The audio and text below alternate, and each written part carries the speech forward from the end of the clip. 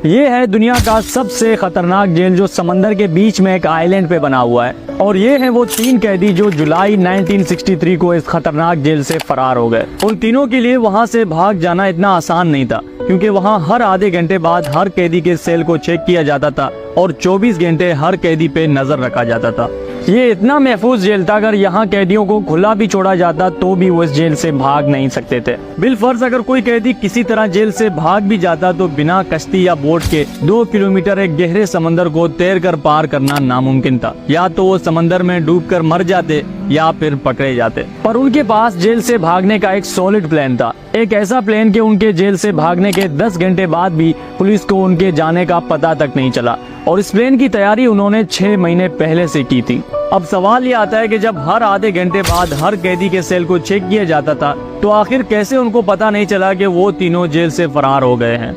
और बिना कश्ती या लाइफ जैकेट के कैसे उन्होंने 2 किलोमीटर लंबा समंदर पार कर लिया। फ्रैंक मोरिस, क्लैरिस एंगलिन, जॉन एंगलिन और एलिन वेस्ट, इस पूरे प्लान का मास्टरमाइंड था फ्रैंक मोरिस, जो इन सबसे पुराना था जेल में और उसको जेल के हर चीज का पता था कि कब कहां कितनी सिक्योरिटी होती है और कौन कौन से रास्ते जेल से बाहर जाते हैं। फ्रैंक ने सबसे पहले उन तीनों को कहा कि किसी तरह हम सबको जेल के ब्लॉक बी में शिफ्ट होना पड़ेगा, क्योंकि वहां की सेल्स की दीवारें सिर्फ 6 इंच मोटी थी, जो जेल के बाकी दीवारों से बहुत ही ज्यादा पतली थी, जिनको तोड़ना और सुराख करना भी इनके लिए आसान था। उन्होंने ऐसा ही किया। उन सब ने एक एक दरखास्त जमा किए जेल इंतजामिया के पास कि उनको जेल के ब्लॉक बी में शिफ्ट किया जाए। उनको पहले वाले ब्लॉक में कुछ मसले हैं। कुछ दिनों बाद उनके दरख्वास्त भी मंजूर हो गए और उन चारों को जेल के ब्लॉक बी में शिफ्ट किया गया। खुशकिस्मती से उन चारों के सेल्स भी साथ साथ में थे। प्लान का पहला स्टेप तो बहुत ही आसानी से मुकम्मल हो गया था, पर आगे जो उनको करना था वो उनके लिए बिल्कुल भी आसान नहीं था। उनको अपने सेल के पीछे वाले साइड पे एक सुराख बनाना था जिससे वो अपने सेल से बाहर निकल सके। जाहिर है जेल में उनको हथौड़ी या ड्रिल मशीन तो नहीं मिल सकता था, इसलिए उन्होंने किचन से चाकू और चम्मच चुराए जिनसे वो जेल की दीवार में सुराख कर सके। पर मसला ये था कि हर टाइम पुलिस ऑफिसर्स इनके फ्लोर पे घूम रहे होते थे और बार बार झांक कर हर सेल को चेक किया करते थे।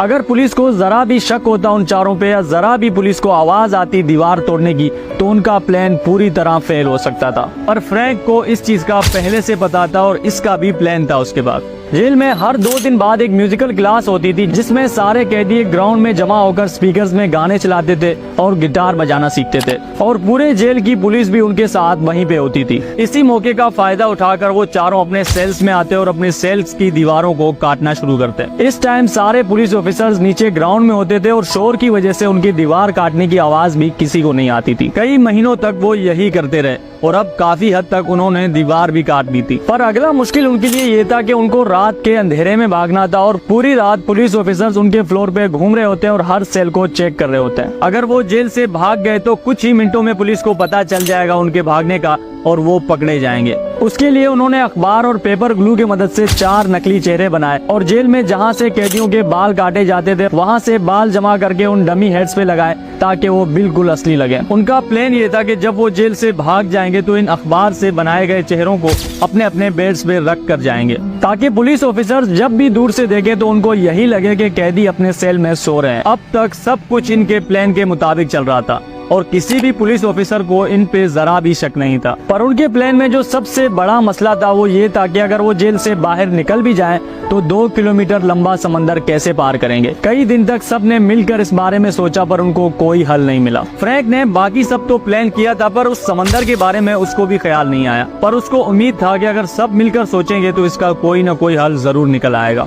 आखिरकार 15 दिन बाद एलिन वेस्ट के जहन में एक आइडिया आया। उसने सबसे कहा कि किसी तरह पुलिस ऑफिसर्स के 9 रेन कोट्स चुरा कर लाओ। 2 दिन बाद जब म्यूजिकल क्लासेस हुए और सारे पुलिस ऑफिसर्स नीचे चले गए तो इन्होंने मौके का फायदा उठाते हुए 9 रेन कोट्स चुरा ली। अगले दिन एलिन वेस्ट ने ग्लू और सुई धागा की मदद से उन रेन कोट्स को जोड़ा और एक बोट बनाया जिसमें हवा भरकर वो समंदर पार कर सकते थे। अब सब कुछ बिल्कुल सेट था।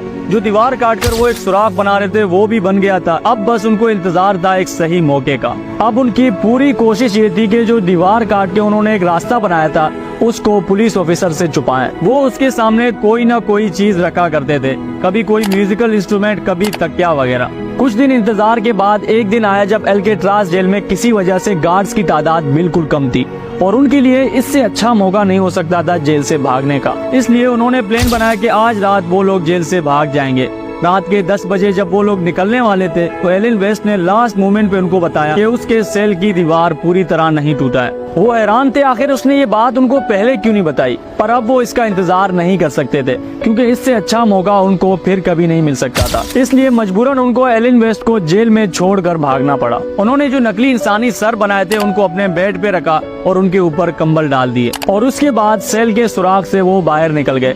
जहाँ वो निकले थे वो एक खाली फ्लोर था जहाँ बिल्कुल भी सिक्योरिटी नहीं होती थी। प्लान तो उन चारों ने मिलकर बनाया था पर जेल से भागे सिर्फ 3 कैदी। उस फ्लोर से वो एक पाइप की मदद से चढ़कर ऊपर छत पे चले गए और वहाँ एक रस्सी से लटक कर वो बाहर की तरफ उतरे और जेल की जालियां काट कर वो जेल के हुदूद से भाग गए।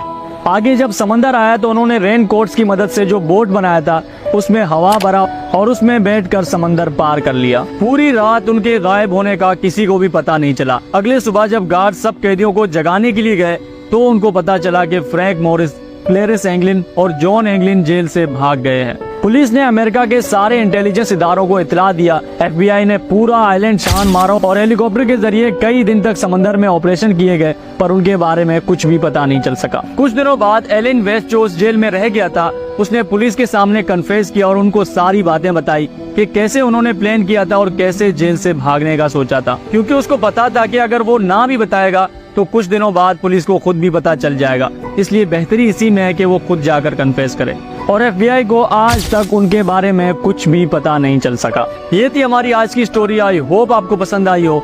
मैं और आप मिलेंगे किसी एक नए वीडियो में, तब तक के लिए अपना बहुत